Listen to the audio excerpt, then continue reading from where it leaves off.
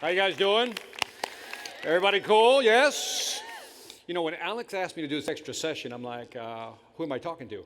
Apparently, I'm talking to the creme de la creme. So I said, maybe I'll do it. But then I decided to do it. So thank you for having me, folks. Thank you again. Anyway, what I want to do is I just want to have a conversation with you today. We're going to have some fun, though. And what I want to do is give you some mindset tools that you can take back to your team. Because if I'm talking to the best of the best, you might as well be up here, not me. I should sit there and watch you guys, right? So what I want to do is just share with you stuff, some ideas, some concepts that maybe you can take back to your team. Because maybe we have some people who are not performing. Maybe we have some people on our team who are just not engaged, right? So wouldn't it be cool if we can just kind of bring them in, pull them in a little bit? You with me? Yes? Yes. All right, before I give you my information, I got to make sure that your mind is ready. Free up your hands. Free up your hands. Put everything down. Yes. Candy, all that stuff. With your right hand, give me the okay sign. Now, here's what I want you to do. Listen carefully. Instructions are very important. Go down to your middle finger, ring finger, pinky finger. Cool people and cowboys can do this too. All the way back up. Now, work it all the way back up. So you got all the way back down, all the way back up. Did anybody have a problem with that? If you did, leave the room. All right. Next thing you Now, with your left hand, do the same thing. All the way down, all the way up. Not back. Everybody got it? Right? And if you had a problem with that, what are you going to do? There you go. See? All right. Plexus, true tests do not fail me. You are the best of the best, so I've got to believe that you can do what I'm about to show you. Now, if you pass this test, you're ready to receive the information. If you don't pass this test, you're going to get the information anyway. So here's what I want you to do. With your right hand, give me the okay sign. Now, with your left hand, put your thumb on your pinky finger. Now, listen carefully. Instructions are very important. At the count of three, what I want you to do is go down with one and up with the other. Down with one, up with the other. Didn't I say wait till I count to three? Didn't I just say wait till I count to three? Yeah, she's like, All right, the count of three. 1, 2, 3. Oh, stop. Put your hands down. The image is just disturbing. I'm seeing grown folk going, I can't do this, so hard. Now, let me ask you a question. Why was it easy to do with one hand? 1, 2, 3, 4, 5. Because you've always done that, right? We've counted since kids. We've always done that. But when I asked you to do it with two hands, asked you to multitask, do something you've never done before, was it very difficult? Yes or no? It is, right? Now, studies have shown that if you practice this for 30 days, it becomes a what? A habit. Now, that comes with a warning, asterisk, at the bottom of the page. If you walk around the street practicing like this, people will think you're special. You don't want that, right? So don't do that. But here's the thing. One of the things sometimes we have to teach people who work for us are new things, right? And I want you to take this exercise back to them. And this is an example of you just got to practice it. Just like the sales process, how we talk, how we present to our customers, it's all practice. That's all it is. You guys with me so far? All right. I always get the question, where am I from? Let me go through the whole thing. My family is originally from Puerto Rico. Anybody from Puerto Rico? Clap. That's how I usually feel. Lonely, right? Anybody been to Puerto Rico? That's all right. But I was born and raised in Chicago. I was raised near the Cabrini Green Housing Project. Anybody from Chicago? A couple of people, the hood, West Side, right? And then we moved around a kind of bit. Then I lived 10 years in Minnesota. Yeah, for sure, you betcha. Anybody from Minnesota? All right, you crazy people. You know, Lutefisk and Lefse. If you don't know what that is, insane. We moved to Miami. Anybody from Miami? Don't admit that. Just don't blow your hand. Don't admit that. And now we live in Atlanta, Georgia. Okay, where's everybody from? Anybody from the South? We're now family, right? So my family moved to Puerto Rico. My mother had a 3rd grade education. My father had a 4th grade education. And my mother was always like, go to school, get the education, get that J-O-B. So what did I do? I went to school, got the education. People always ask me, Victor, what was your primary motivating reason to be successful in life? What do you think it was? Yell it out. People always say, was it your mother? Was it inspiration? You know, they always have that, what's that? Money. You think I would be motivated by money? You think I'm that shallow? Yeah, you're so right. I mean, it is so sad, but that is so right. But here's how my mother motivated me. See if this makes sense. My mother never spoke to me. Like, when, I didn't want to do something. Mom didn't go, Victor, you should do it. Let's think about what your future holds. No, my mother motivated me with that one tool that motivated any child at that time. What was it? The sandal. Who knows the sandal? Just raise your hand. Switch. Belt. That was increments, right? Whatever was available. Go get the branch. No, right? And so my mother, pure Puerto Rican mom, right? And so my mom, you ever had that mother that you knew you were in trouble just by looking at her face? And I remember one day I walked home, right? And I remember back in the day, when did you know it was time to come back in? Yeah, the street lights, right? And so you saw, she's like, and you started running home, right? So I remember I got home late one day, and my mother was like, come here. She was saying this, ven aquí, right? And I remember she grabbed me one time, and she would lick me up. She'd take off the sandal, whack, whack, whack, whack, whack. And she would always say this, vete a dormir caliente, which means go to bed hot, which means she lit this up really nice so you go to sleep hot, right? As I got older, I started sensing when she wasn't in a good mood, right? So I remember one day I walked in, and I sensed she wasn't in a good mood. So I started to run. But guess what she did? Grabbed me, pulled me back, whack, whack, whack, whack, whack. Vete a dormir caliente, right? And then one day, it's like I heard, who watches Clint Eastwood movies, those spaghetti westerns? You know what that thing in the background? Well, one day I walk in, and I hear that in the background, and I'm thinking, and she looked at me, she says, come here. And I said, no. Yeah, see, I didn't know that. You know, it's like a Matrix moment, right? You just want to stop the movie. Let me go grab that word. Sorry, Mom, that shouldn't have come out of my mouth, right? And as soon as I said no, man, she got the screw face, right? She was like, and then at that very moment, I turned around, and my mother, when she had that sandal, it was like Clint Eastwood. She could unholster it like this. You never saw it. It was like right there, right? And she'd lick you up. And I remember she went for it, and I turned, and I started what? Took 2 steps, and at that very moment, I heard a whistling sound. A clear indication that the sandal was airborne, right? And I remember it had like a radar guidance system on it, right? Because it would go under the chair, around the head, around the corner, nothing but head, night, night, right? That whole thing. And Mom said, go to school. So Mom convinced me to go to school. Went to school, listen carefully, I want to share this information with you. Took me 5.5 years to graduate from college. Give it up. Listen carefully, this is important. I graduated with a 2.63 grade point average. Give it up. That was a test. See, based on your reaction on those 2 things, I can tell the positive people from the negative people. See, positive people, 5 years, 2.63. I don't care. That boy graduated. That's positive. Negative people are like, I'm not clapping for that. That's because you're negative. See, in your mind, a 2.63 is a C+. I'm a positive individual. It's a B-. It's all perspective, right? And so I got to school. I got an engineering degree. Mom said, get an engineering degree. And why did I get an engineering degree? For the money. Yeah, exactly, right? So I go to school. I'm an engineer, right?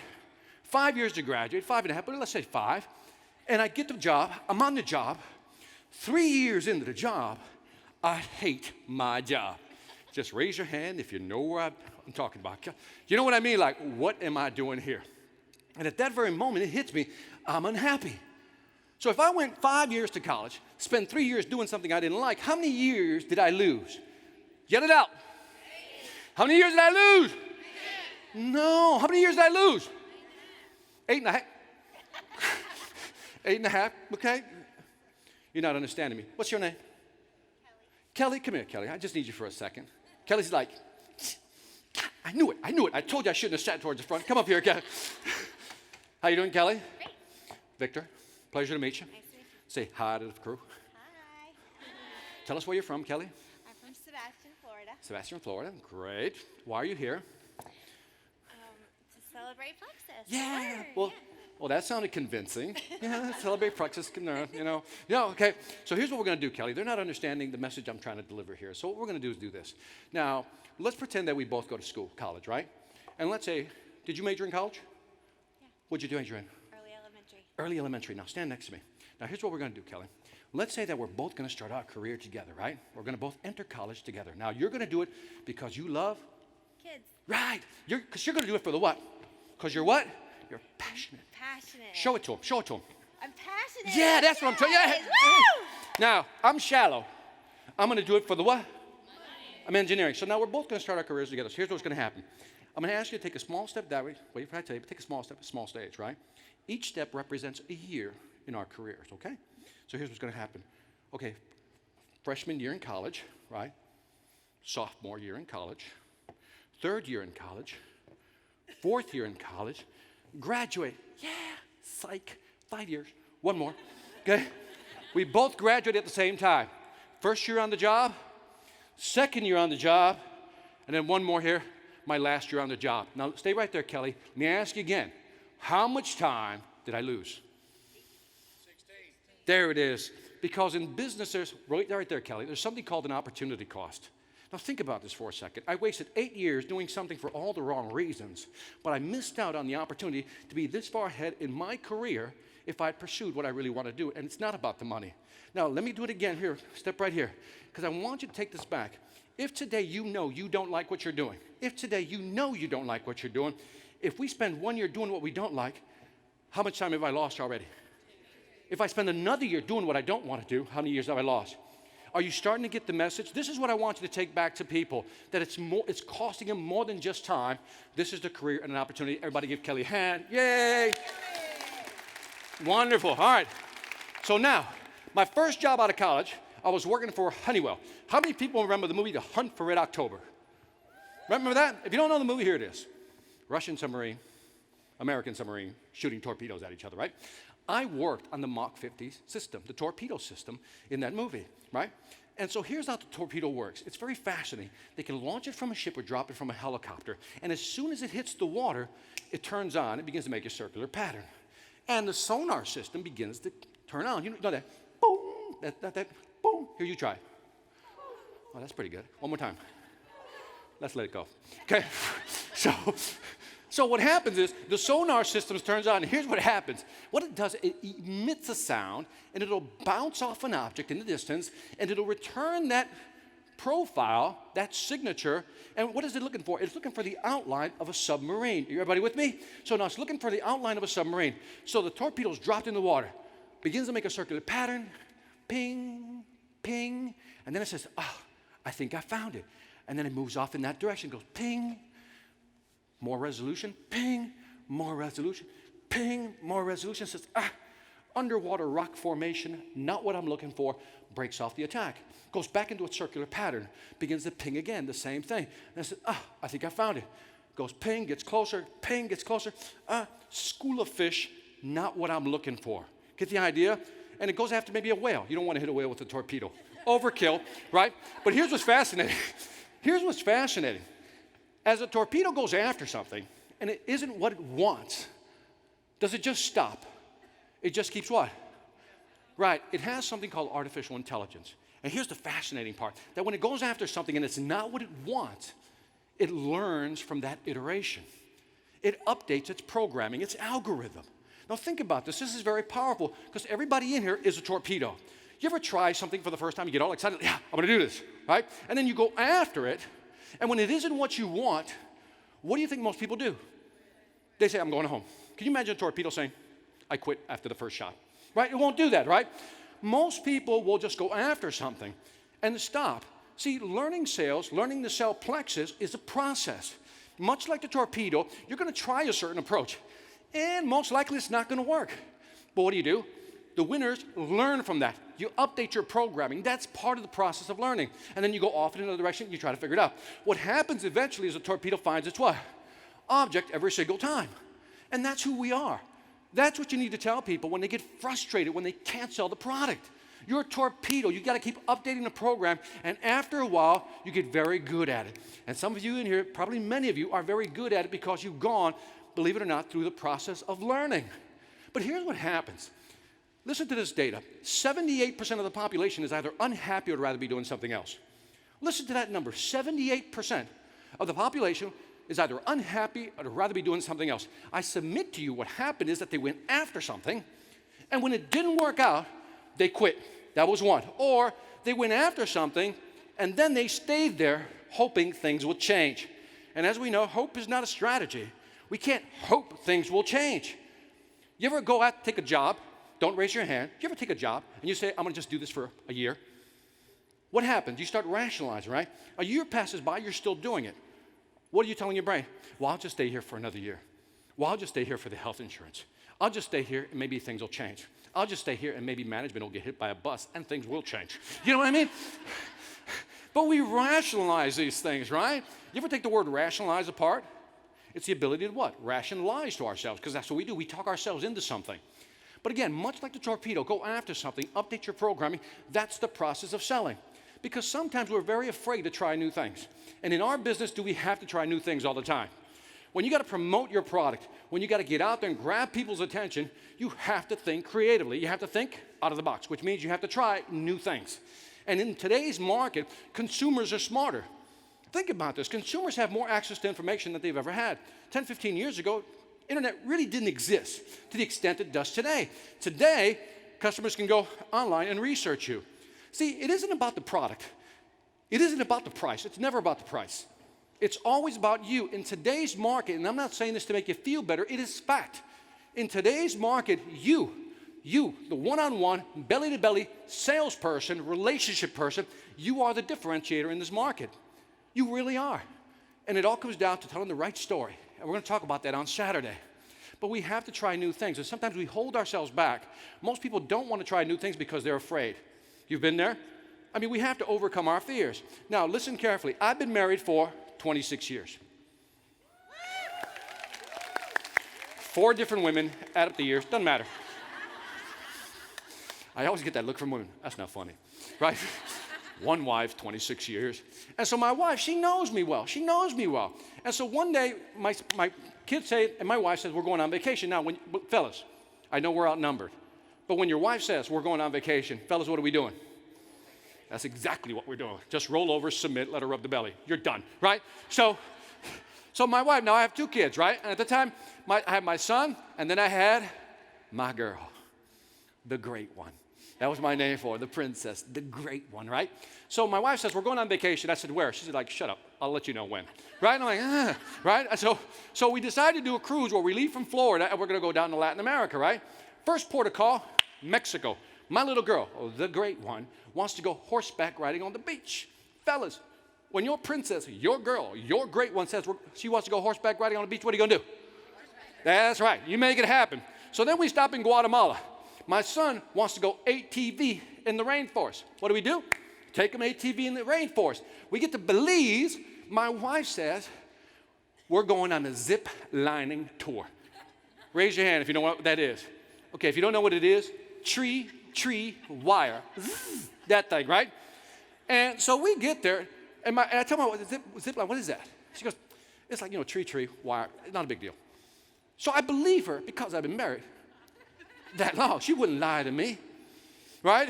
So what happens is, I remember we're driving in a Jeep, and we're getting there, and then we drive down this path, and then it opens up. Canopy of trees, over 100, 200 feet tall, big trees. Doesn't even matter how big the trees were. I know the people were that small, right? And I look at my wife, no, there is no way. You know I'm afraid of heights. There's no way I'm getting up there. And at that very moment, the great one walks over, my little girl, my princess. She looks up at me and says that one word that would just melt any father's heart. What is that? No. She said, sissy, right? You don't know my girl, right? I raised her hard, right? So she goes, sissy. And I'm like, what did you say? Sissy, right? And fellas, when your girl calls you a sissy, what are you going to do? Man up. That's what I'm doing. I said, let's man up. All right, put it on. Let's do this thing, right? So sure enough, if you have never done this, let me walk you through it. They put this harness thing out here, right? Like you're jumping out of a parachute or something, a plane. And what happens is they give you a pulley that goes on the wire. And they tell you to hold on to it like that with this hand, right? Zipping that way, right? And then in your right hand, they give you a glove. Has a piece of rawhide-like leather right there. The man says to me, that's your braking system, right? He said, listen carefully. So what you're going to do is you're going to zip. He said, what you have to do is let your hand ride on top of the cable. Now, he says, listen carefully. It's very important. He said, as soon as you jump off, you're going to pick up speed. And especially when you get to the middle, you're going to pick up a lot of speed. But you're also going to see the other tree, right? So what you need to do is to slow down. Here's how you do it. He says, what you do is you tap the brake as you slow down. I said, whatever you do, do not try to stop on the dime so your arm will come out of its socket. Yeah, I'm like, dude, too much information. Pull it back. Oh, yeah. So visualize, if you will. We're on the platform, right? Family's all ready. I let my wife and kids go first because that's what real men do, right? So they went first.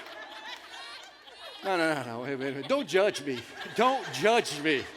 I'm going by societal norms here. It always says women and children. Yeah, okay? So sure enough, they went first. Then it's my turn, right? And so it's my turn, and I'm like, now, I don't know if he pushed me off or I jumped off. I like to think I jumped off like a man, right? But I think he pushed me off and I was grabbed, something. The visual is just disturbing at this point, right? The mistake I made was letting my son go first because he's with the video camera on the other side, like this, just waiting for me to zip his way. And so sure enough, I start zipping, right? And I get about the middle, and you know how you tell your brain, don't look down, don't look down, don't look down, don't look down, don't look down. And what does my brain do? Ma, you look down, right? And I can feel that, that hurl thing right here, and I'm pushing it back down, like, don't do that. This will look bad on video, right? Now, I have pictures, but I will not show you the video. The video's more disturbing. Flailing, right? And so you get to the other side, I thought it was just one, but it wasn't. It was what? Multiple. And then there's not even an escalator to get down. You have to rappel, right? And I remember after this traumatic experience, they gave you a t-shirt. Yay, right? But there was something cool about this t-shirt. It had the company logo right here, and on the back, it had something that I thought was just, to me, it really hit me. And it said this. On the back, it says, when was the last time you did something for the first time? Isn't that powerful? When was the last time you did something for the first time? See, we're so habitual. We never want to try something new because we're afraid of failing, right? Listen to these numbers. 60% of what you worry about never comes to pass. 20% of what you worry about is in the past, so who cares? 10% of what you worry about, if it came to pass, wouldn't impact you. The remaining 10% would impact you but wouldn't kill you. Let me say it slow because I want you to get these numbers. All right? Now, by the way, I don't usually share this information with just anybody. I mean, Alec asked me, but the only reason I'm going to share this information with you, listen carefully. There's only one reason I share this information. Is because I love you. Okay, slow. Some of you are like, really?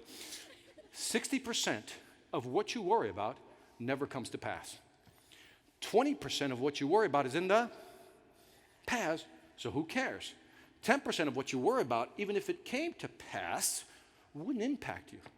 The remaining 10% would impact you, but wouldn't kill you. 60% of what you worry about never comes to pass. 20% of what you worry about is in the past. Think about that. The majority of things we worry about is back there somewhere or never happens. But most people are what? Afraid to make certain decisions. You look stupid, whatever it may be. But you got to what? Take a chance. You got to go out there and do something. Now, as you think about this, I've given you several models so far. Let's see if you've been paying attention. What was the first model I gave you? This one. Remember this? What was this? That it takes what? Just time. Initially, it feels awkward, but you'll what? Be able to practice it. Take that back. We also talked about, key point here, forget about my mother's sandal. What was my grade point average, by the way? Okay, please don't remember useless information. See, that was useless. I don't know why you put that in your database. Leave that alone. Let it go. Let it go, right? I also talked about the torpedo, right? You go after something. If it isn't what you want, you what? Update the programming. Go after something, update the programming. You with me so far? And I also talked about opportunity cost. Every year you spend doing something you don't like, you're really losing 2 years. I mean, think about that. The compound effect is just powerful. And then the ziplining thing is what? Again, don't be afraid to do something for the first time. When was the last time you did something for the first time? Everybody cool with that? Yes? All right. Now, I want to talk about optimism because at the end of the day, if you're not optimistic, you're not going to be successful. And there's always people out there trying to kill our dreams. Yes or no? And this is interesting. In 1995, I was working for a corporation, and, I was at that point where I just wanted to do something different. In 1995, see if you understand what this means. Tell me if you understand what this means. The quiet discontent showed up in the pit of my stomach. Do you know what I mean by the quiet discontent? You know that feeling you get that what you're doing isn't what you should be doing? I'm not trying to get existential on you or metaphysical on you. I'm just saying, I'm not in the right, I don't like this. And it was really depressing for me because I invested a lot of time. And I was right here, there was something not right. And in 1995, I remember we were living in Minnesota, right? And I remember I went to one of these events. And that day, or that evening rather, I saw on stage for the first time, Zig Ziglar. Who remember? Clap if you know who he is. The man, right? That's all you got to say. It's the man, right? And I remember, I was like, Zig Ziglar, wow. And so I'm sitting there. I'm not saying there was a ray of light, Gregorian chants in the background, clouds and everything when I saw him, but I'm sitting there going, look at that guy. Look at him, right? And he was just, I was watching him move, just talking. I go, look at that guy. I said, man, I think I'd like to do something like that. It was the first time I got the inkling, 1995. And I remember the next day I went to the JOB, right? And I told my friend, I said, man, I saw this guy last night. He's a speaker, blah, blah, blah. He goes, man, I think I want to be a speaker.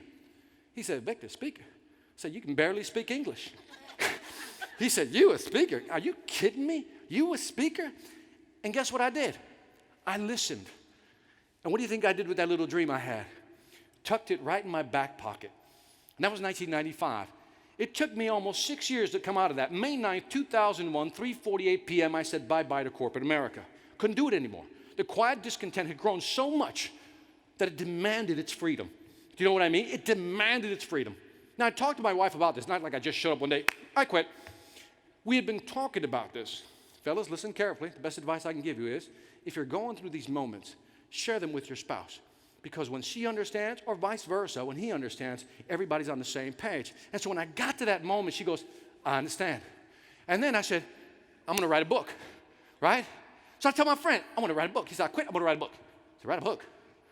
You can barely speak it, now you're going to try to write it? Are you kidding me, Mr. 2.63? Are you kidding me? But this time I didn't listen. I said, shut up, right? So I wrote a book, right? And then fast forward. I said, I'm going to start charging people to hear me speak. So I started doing it for free. Then I started going to high schools and colleges because I wanted to reach back, right? And I said, man, I'll charge like $500, something like that, right? My friend said, who's going to pay you $500, Victor? Who is going to pay you anything to do it? Like, shut up. I'm not listening anymore. For some reason, I'm just going la, la, la, la. I'm doing that whole thing, right? I'm not listening anymore. Fast forward again. I decide one day I'm going to do a movie, a documentary about my favorite subject, which is me. Yeah. Keep up, keep up, keep up, right? So I said, I'm going to do a documentary. He said, you've never done a movie, documentary? He said, I'm going to do it anyway, right? I'll do it anyway, right? When was the last time you did something for the first time, right? That whole thing. And so I remember one day I'm talking to my friend. Calls me up. You ever have people just call you up out of the blue? Haven't talked to them for a while, call you up out of the blue. Now, when your friend, AKA the dream killer, calls you up out of your blue and says, how you doing? Do you really think he wants to know how well you're doing? Yes or no? No. Dream killers call you up for one reason and one reason only, to see how bad you're doing so they themselves can feel better. The Germans have a name for this, Schadenfreude. Not making that up. It's the good feeling you get when somebody else is not doing so well. Now think about this. So when my dream killer friend called me, I said, Victor, how you doing? Oh, I was locked and loaded, ready for this one. I said, well, I'll tell you how I'm doing. I said, remember that book I wanted to write? I done wrote it. Okay, that was poor English, but you get the idea, right? I done it, right? I done wrote the book. He says, oh, okay, interesting. He said, remember I told you I was going to speak? He says, yeah, guess what? I'm speaking to high schools, I'm speaking to colleges, and they're actually paying me some money, right? And I said, remember that documentary movie? Finished it. Guess what? Nominated for several international film festivals, won one international film festival award. Yeah, right? And at this point, he wants to get off the phone. Why? Because for a dream killer, good news is like holy water to a vampire. They're like, right? The more you sprinkle the good news, they just want to get off because it's not working according to their plan. So wait, don't get off the phone. One more thing. So remember that guy I saw way back when? He said, who? That Zig Ziglar character. He said, yeah, what about him? He said, well, 2 months ago, I spoke on the same stage with him. I met him backstage, hugged him, and kissed him. Click, right? That's what you do to a dream killer, right? Am I right? Because there's always people who are going to tell you can't do something. It's the most amazing thing. Imagine if this is the only life you have. This is it. If there's a heaven, fantastic, right? Beautiful, that's all upside. But let's do this now, just in case, between us, right? Let's take those chances. And you're going to hear people. So here's what I'm going to do. I'm going to give you a tool. And I'm going to end on this note. I'm going to give you a tool that will prevent people from getting negative on you. It will be a tool that will insulate you from negativity. You guys ready for it? Yes? All right. Lift up your left hands like this. Just lift up your left hand. Now, I want you to visualize for a moment that you have a black dot right here. Do you see the black dot? Do you see the black dot? I just like messing with you because your cowboy hat is so cool, man. It really is. It really is, man. It really is. Okay, left hand. Stop messing around. I'm trying to do something here. Left. See the black dot? Written on top of that black dot is the word delete. So here's what you're going to do. Now, you got to know how to use this. Put your hands down for a second. There's a way to use this. It's a tool. It's a very special tool. You ever get into an argument with somebody? And let's say you're talking about plexus. And they're arguing why it's not a good idea. And you're dumb enough to actually get into an argument with them, right? And then, raise your hand if you've been there, right? Okay, right? We've all done that. We've all done that. You get into an argument, and then you're walking away going, why did I even argue with that person, right? So here's what you're going to do from now on. You're going to let them talk. No matter what they say, let them talk. And as soon as they walk away, what are you going to go? Delete. When somebody says something stupid to you, what are you going to do? Delete. It's not going to work. Delete. And by the way, if you don't want to do it in their face, you ever have a meeting with a group? And there's always that one person that wants to dominate the conversation. And externally, you're like, but internally, you're like, shut up. Right? Am I right? You know what I'm talking about? Here's what you're going to do. You slide your hand under the table, and you're going to go what? Delete. That is my time. I thank you. You guys are fantastic. Thank you. We'll see you on Saturday. All right, see you on Saturday.